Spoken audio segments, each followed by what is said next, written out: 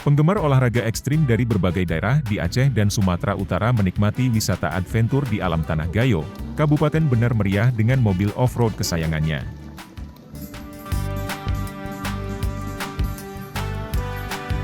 Jelajah negeri kopi yang menjadi produk unggulan yang dikenal dunia.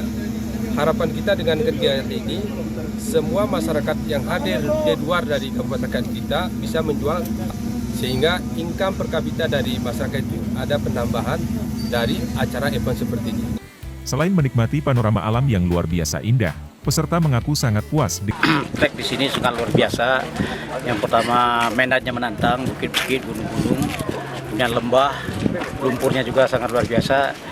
Intinya apa yang disajikan oleh panitia itu kami sangat puas, dan itu semua menjadi memang ini bukan itu, kita di sini bukan hanya olahraga, cinta olahraga off-road ekstrim, tapi lebih kepada peduli kepada alam.